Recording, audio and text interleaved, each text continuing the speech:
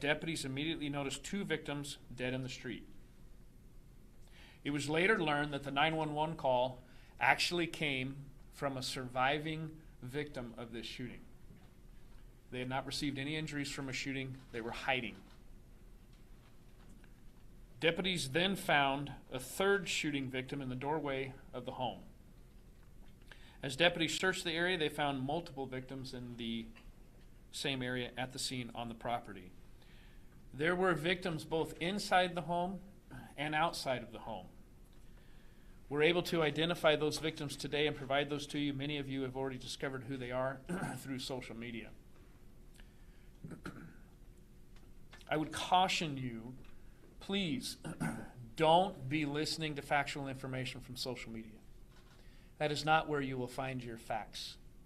I will keep you informed.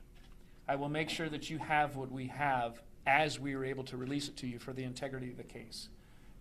If you have questions, please reach out to our media services here at the Sheriff's Office. What we're able to give you, we will. One of the victims, when deputies arrived, was still alive. He immediately began CPR. Unfortunately, he died at the hospital. The victims are here. Eladio Perez, 52 years of age. Marcos Perez, 19 years of age. Jennifer Anaya, 49 years of age. Rosa Perez, 72 years of age. Alyssa Perez, 16 years of age. And Nicholas Perez, 10 months of age. I'd like to make a correction. On scene that night, we believe that the young teenage female was 17 years old. In fact, we later learned that she was 16 years old, and I believe I put out that she was 17.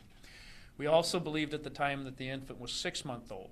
We later learned that it was 10 months old. So I want to make that correction for all of you today. She was 16, and the small infant was 10 months old.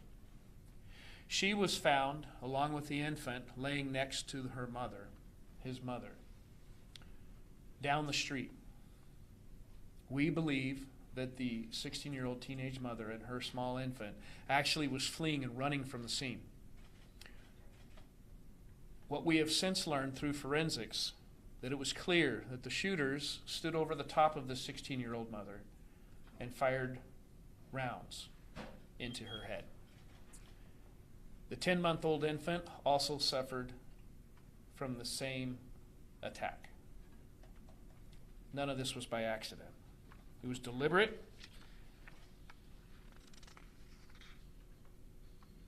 intentional, and horrific. I will tell you this. We do know of 3 surviving victims from this, what we're describing as a massacre. 3. We will be interviewing them and collecting as much information as we can.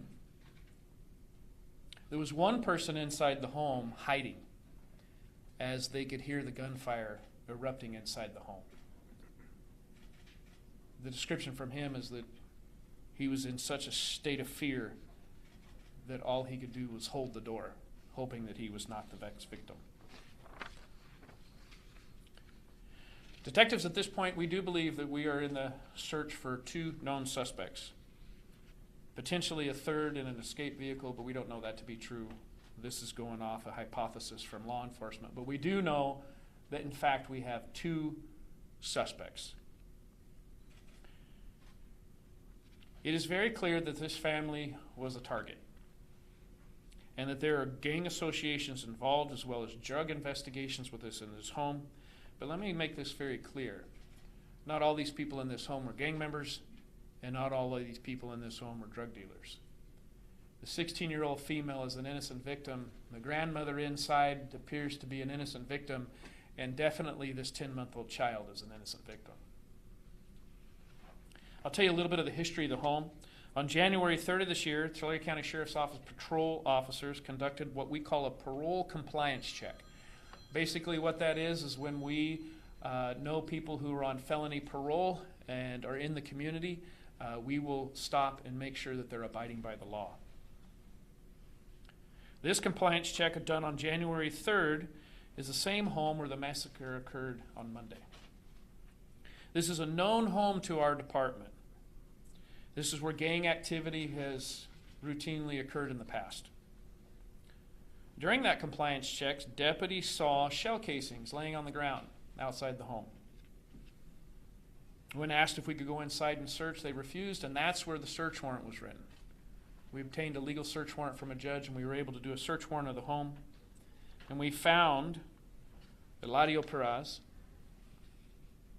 who was already on felony convictions, was in possession of ammunition, felon in possession of a firearm, felon in possession of a short-barreled rifle, felon in possession of an assault weapon, a loaded weapon in possession of a firearm, and possessions of a controlled substance.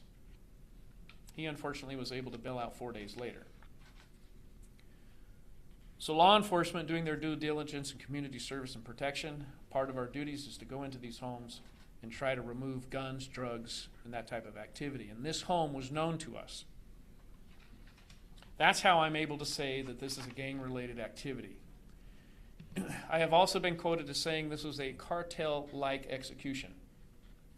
Make no mistake, I'm not saying that this is a cartel, but also be clear that I am not eliminating that possibility. These people were clearly shot in the head, and they were also shot in places that the shooter would know that quick death would occur. This is also similar to high-ranking gang affiliations in the style of execution that they commit. So we don't know if it is a gang-affiliated shooting, a cartel affiliation, or if the two are combined. But what we can tell you is the manner in which this has occurred is definitely one of the two, if not combined. As the investigation unravels and we're able to confirm one or the other, you will be the first to know. Detectives, as far as man hours, detectives have been working 24 hours a day. And when I say that, I don't mean they go home at midnight and get back up again at 7 in the morning. We have investigators working literally 24 hours a day. With forensic analysis and the collection of forensics, we have our crime lab, digital forensics, our coroner's office, and property and evidence. There has literally at this point been hundreds of items of evidence collected.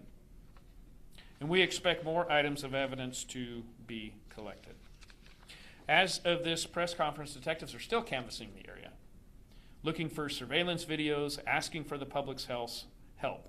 And so here today, within this conference, I'm also asking for the public's help.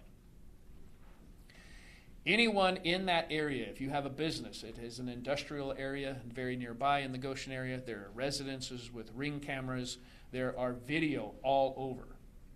Between the hours of 3 a.m. and 5 a.m., we're asking you to go back, take a look at your business videos. Go back and look at your home videos. Doesn't matter how far away you were from the scene. Any video evidence that you find suspicious, please contact the Tulare County Sheriff's Office. We want to look at it. Take the time to go look at your business video and your ring camera videos and report what you have and save what you have. I would also like to commend and thank the law enforcement community that has come out in support and offering assistance in this investigation. Behind me today, of which I received phone calls within hours, from the ATF, FBI, Homeland Security, DEA, Department of Justice, and the California Department of Corrections. Every one of them called within hours, offering resources and assistance. I have them with me today behind me. I have our investigators, our captains of investigations, but I also have those federal agencies. We are pulling out all stops. We are turning over every rock. Every bit of information in the community that you feel is suspicious or that you would like to give us, we want it. I received a phone call from U.S. Congressman Jim Costas. He offered victim support. He sits on a committee for victims of these types of crimes and have offered federal support for our victims. And we must remember we have victims. I will bring you up to date as to autopsies. Autopsies on the bodies have started today. They will likely be completed on Friday. That'll be part of the information in our next press conference that I'll be able to provide.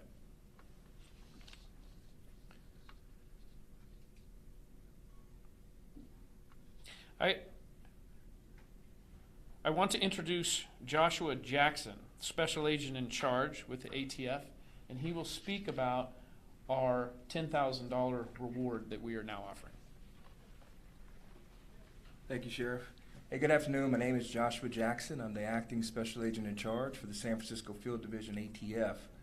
ATF's mission is simple and clear. It is to prevent, reduce, and solve violent crime. In this particular instance, solving this investigation is a priority of this investigative team. Law enforcement, we know, pooling all resources, our expertise, and our partnerships, federal, state, and local partnerships, will give us the best result to bring justice to these victims.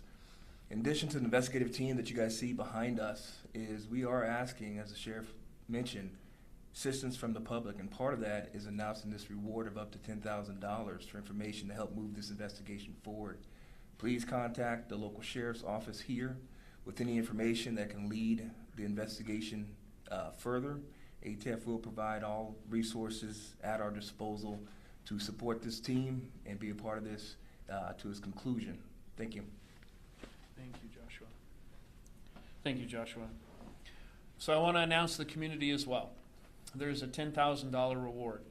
We have more money coming in from groups that are offering special reward, and we anticipate that that reward will go up. I want to give a note of caution as we begin to conclude and potentially open it up for questions. I know today you're wanting as much information as you possibly get. I want to reassure you that I know a lot. There's a lot I can't tell you. I can tell you that there is a great deal of amount of work that is going into the intelligence side of this investigation. I know a lot, but we do need the public's help.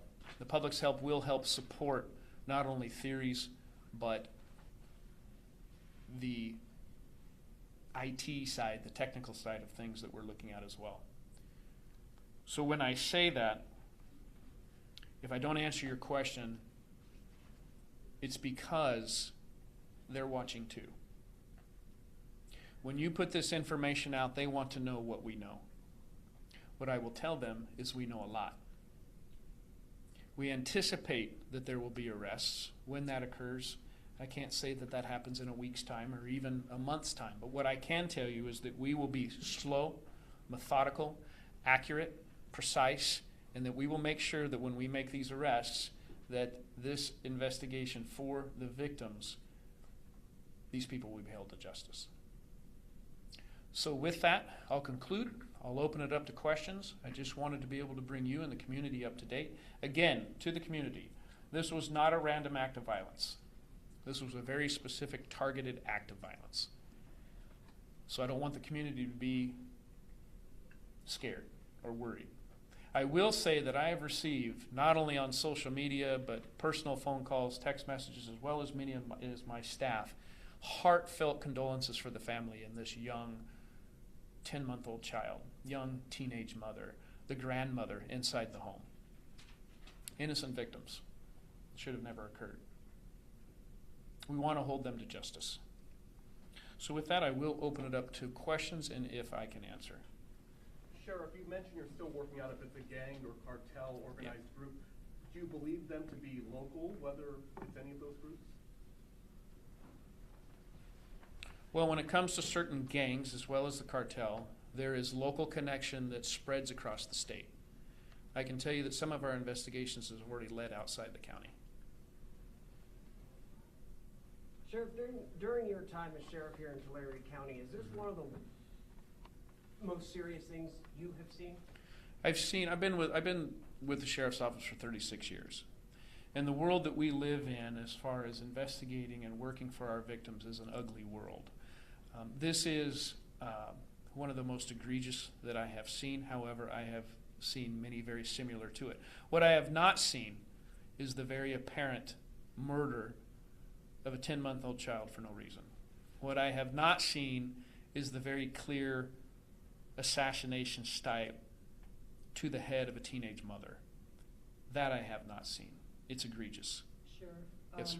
So was Eladio Perez the intended person that they were after, but everyone else was an innocent victim of this crime? Okay, so I know a lot, but I can't answer that question. What I want to tell you is I don't believe he was the initial intended target. Why do you think they were targeted? It's a great question, and I know the answer to it, but I can't tell you. Have you dealt with a lot of cartel crime in the past, or like what's the spectrum on that? Well, I can tell you that we do have cartels here in the Central Valley. We do have cartel in Tulare County. I am the vice president of the California State Sheriff's Association. I meet with the sheriffs on a regular basis. I can tell you cartels are here. They are here for multiple reasons. Selling drugs is lucrative. There's a lot of money to be made, and it focuses on the money. The other is that we have a very unsecure border right now. There's a lot of back and forth when it comes to the cartels and free movement up and down the state and across the border. We have intelligence on cartels as well as gangs and drug trafficking organizations and the like.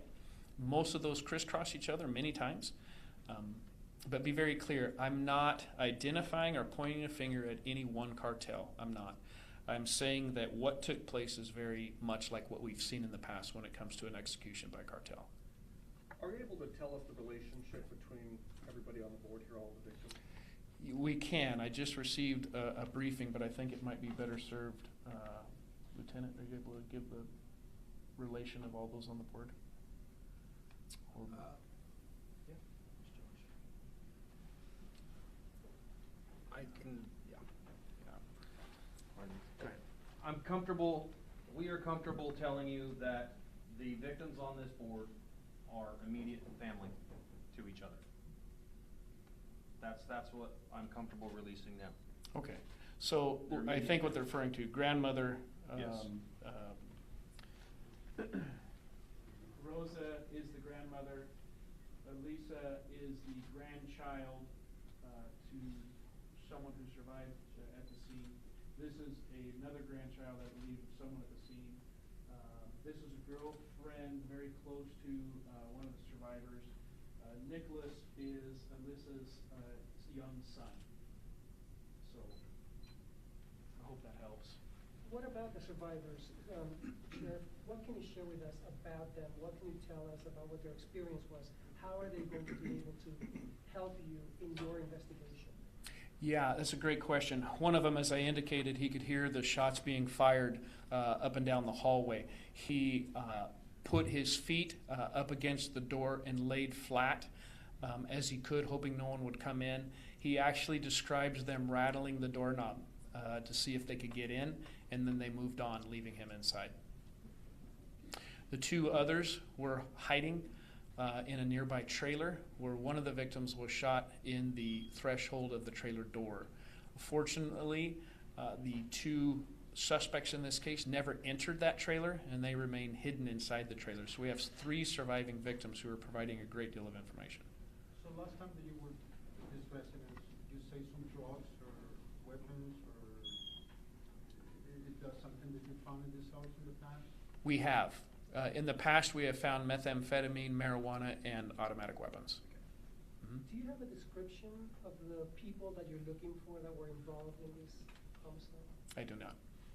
Not at all. Not a description of a car, none whatsoever. I know certain things that I'm not able to release right now. I will tell you, there's many of the questions that you're asking are they're great questions. They really are. And it's things as we move along, I'll be able to come back at the next press conference or the one following. Hopefully I can answer them with more detail.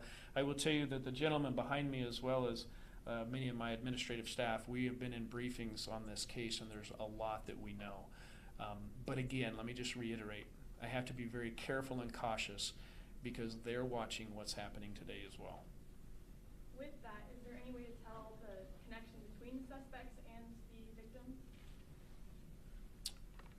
As far as a relationship, or as far as... Yes, like how you know that they're suspects. Well, I can tell you that there's been certain things turned over to us that bring us to that conclusion. They knew each other. The suspects knew. I don't think they did. Okay.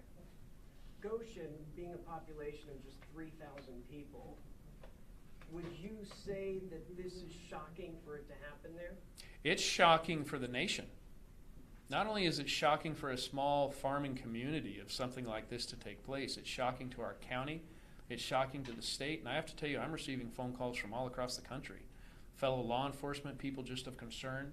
It's shocking. It's shocking that we live in a community where this type of danger exists. We realized that there was wrongdoings going on at that home. That's what we do as good cops. We investigate those types of things. But there's also innocent victims here as a result of that type of behavior. And going in and massacring an entire family goes above and beyond. This is why I continue to focus back on a high-level gang-style execution and or cartel execution, because this is not the normal. Not the normal for us in this county anyway, and arguably not the normal for the state of California. Was the 10-month-old child in foster care and on a visit with the mother? Oh, that I don't know. That's a great question. If you have that, I don't know that. All I know is that it, in fact, is her child. She was laying next to that child, both of them with gunshot wounds to the head when we arrived. And do you think that this shooting was mapped out of the residents? Because it happened fairly quickly for your deputies to arrive within 7 minutes. And exactly my point. Much of what we're going over, much of our SWAT team is very much involved as well. This is methodical, well planned out, tactical, executed quickly. So from the time of the phone call until we arrived was a very short amount of time. And by then they were long gone. So what they did to plan it out, I can't say. We haven't talked to them. I plan on speaking with them. And we'll see exactly how that was done. Again, and it's important, anyone with video surveillance or video cameras, ringtones, anything within the community, it's going to help us tie together a timeline as well as the manner in which we believe it happened. Sheriff, you have federal authorities working with you. What kind of assistance are they providing for you in this investigation? Well, there's a lot the federal resources can provide when it comes to intelligence gathering. That they're doing, I've been asked to hold, not to provide or turn over. And there's a reason for it. The reason is, again and again and again, we don't want future evidence to be destroyed because they know from this press conference what we're looking for. And how sure are you that you will capture the suspects in this case? Well, no one in life can be 100% sure of anything. My hopes are that we capture them. I have high hopes. I have high hopes with what I've been briefed on so far and what I've seen, the amount of energy and effort that's going into these cases when it comes to our local investigators within the agency themselves, as well as our federal counterparts that have sat with our teams putting together a good quality case. I'm very confident that we will result in an arrest. The timeline on that, no one can tell. I don't want to rush anything. We want to go slow, as I indicated before, methodical, and make sure that we do the right thing. Sheriff, I know this is an extreme example, but it strikes me that there's been a spate of recent seemingly gang-related killings in other rural areas, places where we wouldn't normally maybe associate with those types of crimes. Can you talk a little bit about why there seems to be an increase in gang activity in rural places in particular? Well, I think what we're starting to see, if we want to go deep into it, what we're starting to see is that gangs have existed for many, many years in California through our state correctional system, evolving into the community. It's all surrounding geographical ownership as well as being able to make money, whether that's through prostitution, whether that's through extortion, whether that's through drug dealing or gun arms dealing. Any way that you can make money through criminal means, they're going to do it. What we've seen is that gangs don't typically want to be identified by law enforcement, and so they'll live quietly and peacefully within a quiet community, never being noticed by anyone who's living around them until something tragic occurs. When something tragic occurs, everyone says, where did this gang come from? Well, they've infiltrated a community and live there making money under the protection of living out in the open. And so we're starting to find a lot of that in California. Also, I would have to reiterate is that, California has taken a very soft on crime approach. We have to begin holding people accountable for violent crimes. People who use guns who are criminals need to be held accountable for using guns and being criminals. For those who are drug dealing up and down the state of California, providing narcotics to our children, providing narcotics in our communities, providing an unsafe environment for those in a community, we have to take a very strong approach when it comes to our justice program. We need to make sure that we're holding people. To the state of California, we need to hold people. We need to take a look at what we've done with our criminal justice system and begin putting people back in prison for these types of activities. Are you worried that the suspects could be either out of the state already or in another country? I can only surmise. If it was me, I wouldn't be anywhere near here. But then again, and to your point earlier, maybe the best hiding place is right where you think we're not going to look. So we're going to look under every rock, whether it's into Mexico or into Canada or across the country. That's why our federal counterparts are here. You know, it's going to be far-reaching the long arm of the law. If you left our county, that's good, but you're going to be back. You're going to be back sitting in a jail cell awaiting justice. So that's a great question. But law enforcement and partnership over the years have learned to collaborate and work together. You know, much like the recent Idaho shooting, as you saw, he traveled all the way across the country. But law enforcement worked in partnership to get that man in custody. It didn't matter how far he went, and we were going to treat it as the same. Sheriff, the father of the baby, he's one of the survivors? I'm sorry? The father of the baby, he's one of the survivors or no? Do you guys talk with the father? I don't know who the father is. I wasn't briefed on that today. I'm sure investigators are aware of it, but I'm not sure who the father is. I'll find out for you, so don't leave today until you find out. Yes? Is there welfare services involved? As far as what? With her and the child? There could be. Our focus of attention right now is not that. Our focus of attention right now is catching mass murders. If it comes to welfare services or what was involved with that child as to services, I would divert that question to welfare services. I don't know that. Sorry, what other counties are you working with right now? I can tell you that Donnie Youngblood, Kern County reached out to me, offering up assistance. I had San Benito County Sheriff's Office reach out to me, wanting to see if they could send gang investigators down. I received phone calls from law enforcement and sheriffs all over the state of California saying, you know, yeah, because I know them, as well, not just because I know them, but it's law enforcement trying to do the right thing. If we need more people, I can make a phone call tomorrow and have a bunch of people here. But I'm very confident in my staff and what they're doing. They're very skilled and veteran investigators. They've collected a lot of information over the last few hours, partnering with our federal counterparts who are equally as talented in the fields that they are in. I'm very confident in who we have and what we're doing with this agency. And in the need that I do have to reach out and do some more, we will. I can tell you that I'm reaching out to other sheriffs for the potential of intelligence gathering and or potential arrests in the future. So we'll see. Do you have someone that can give some information in Spanish by any chance? Two things. I'll come back to you, sir.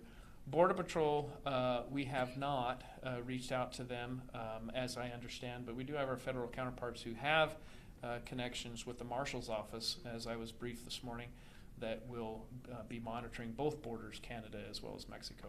Sir, your question in the back? Yes, do you have someone that can give some information in Spanish? We do. We talked about that earlier. We'll have a Spanish speaker, Captain Torres. He'll be able to give you some information if it's a little easier for you in translation and to your audience. Yes, of course. Sheriff, we've been walking around Goshen a little while for the past 2 days, and a lot of the neighbors there, they're very scared. I know that you've been saying that this is not a random act, and you believe that this family is targeted, but a lot of the people in that neighborhood, they're pretty scared right now. So do you have a message for them? And I would be if it was me. You know, if I'm in my home and my neighbors were just massacred in a slaughter, I would be scared too. I'd be locking my windows and locking my doors. But this is what I will tell you. This was, I'm confident, factual, that they were targeted for a reason, some of which I can't share. They were not there to hurt anyone else in the community. But be vigilant. Be aware of your surroundings. Call us if you need us, we'll be there. I can tell you that we're working with the Visalia Unified Schools District today. Our school resources officers went out to the local elementary schools to help with that school district, just to meet with the children, to give them a sense of peace, to give them an understanding that law enforcement is here for you. And so the superintendent of that school, Visalia Unified, reached out to me last night, and we were very happy to work in partnership with the school resource officers going out and speaking with our children. So again, another really great question. I would say that you are going to be scared, but make sure that you understand there is resources for you. If you have something suspicious, call us. We're there. We're your law enforcement. Dial 911 if you need to. We're on our way. We are we have patrol in those areas as that's the area responsible for the sheriff's office. That's my responsibility, and we want to provide public safety. And if there was any more to it, I would let the public know. If there was a need for you to leave the area or hunker down and just sit in your living room, I would tell you. That's not the case. If it was the case where don't be out late at night, it's not the case. I can tell you factually that this was specifically targeted. What message would you have for somebody that sees this today and maybe they have information but they're scared? And I would say that I completely understand that. Holding on to information that you have, you would feel maybe you may be a target. What I want to explain to you is that we have anonymous tip lines. We have anonymous text tip lines, and we'll provide those for you through our media team. They'll make sure that you have them. You can call anonymously and never give us your name. No one will ever know who you are. But that little bit of information that you do give may very well be the tipping point for a case. I understand the community being scared. When this occurred, and my undersheriff gave me a phone call, it was 3:30, 4 o'clock in the morning. It's not our norm. And I understand the community's fear of what just occurred. Time does heal all wounds. Let's give it some time. But in the interim, understand, we are there for you. We are there for our community. And we have put a little extra patrol so that they can see our patrol officers out there to give them more comfort. Yeah, great question. Sorry, as far as the survivors go, are they in any danger? Well, I don't want to say no. I mean, this was definitely a specific targeted massacre. I don't know how else to put it other than massacre. I mean, multiple deaths at close range. We have offered support. We have offered security if need be. The family's refusing that at this point. So for me to speak on their behalf would be very difficult. But I would always be vigilant of your surroundings, especially after something like this. A lot of these incidents, they tend to have some sort of retaliation. Is there anything the sheriff's office is doing to possibly stop that? That's another great question, but I will tell you that I don't believe that it's a retaliatory situation. My last question, Sheriff. Sure. You paused a bit when you were describing the horrific scene there. I can imagine a lot of people are shocked all over the country, all over the state. How are the deputies doing who got there? You know, that's another great question. We have employee assistant programs with the sheriff's office when the time comes, if they need it. But I can tell you right now, they are in work mode. They are focused. They are doing what they're trained to do. They're professionals. They're working very, very hard. I see it. I can tell you that many of those officers that are out there on scene, I see a couple here, I get chills because they're fathers. They're fathers, they're brothers, they're dads, they have grandmas. And so when we go out to these things as a human being, you can't help but be impacted by what you're seeing. But what I can tell you is that when I arrived on scene, I was receiving detailed information and briefings because they rolled right into the professionals that they are. And they will continue to be professionals working hard each and every day until we have people in custody for this crime. Great question. Thank you very much. Sure. Yes. So you probably remember this. In 1995, we had a shooting in Tulare and 5 people were killed that day. Has anything of this nature happened since then in between? Just most significant since then? I'm having the hardest time remembering anything of this nature with this many people at once in a long time. Any of my staff recall anything more? That was 2, wasn't it? It was 4 on the reservation. Okay, yeah, I do remember that now. We did have a case on the Indian reservation. I think there was 4. They're indicating that there was 4 people. I do remember that case, but this one carries a little bit different twist, and I'm going to tell you why. I know for a fact that this young lady was running for her life. And I know for a fact that there was no reason to kill her, but they did. I know for a fact that this 6-month-old baby was relying on the comfort, 10-month-old baby was relying on the comfort of her mother, his mother. And there was no reason to execute that baby, and they did it. Somehow we wrap our minds around the fact that gang members killing gang members is a bad thing, and we investigate those to the full extent of the law. But we have a grandmother that was shot and killed while she was sleeping in her bed. We have a 16-year-old female trying to protect her infant. So it carries a different feel, in my opinion. But yes, it's tragic, and haven't seen anything like this in years. Yes. Okay, so with that, I think we'll conclude. I just wanted to bring you in here today to let you know we have rewards that we're putting out for anyone. Can you please reiterate in your broadcast as you're editing or however that you put it together that we are asking for the public's help when it comes to video and any surveillance that they may have on their buildings or on their homes between the hours of 3 a.m. and 5 a.m. or maybe even 2 a.m. and 5 a.m. that you could hang on to that and call law enforcement to come and take a look. The other thing is that we're working diligently as professionals. Our team is very good at what they do. And then finally, our federal counterparts are on board, and some of what they're doing, I'm excited to be able to come to you at a later time with a press conference to be able to reveal more. So with that, I'll go ahead and conclude. Please stay focused on this story. This young teenage mom and these victims of this crime deserve justice. So with that, I'll conclude, and thank you for your time.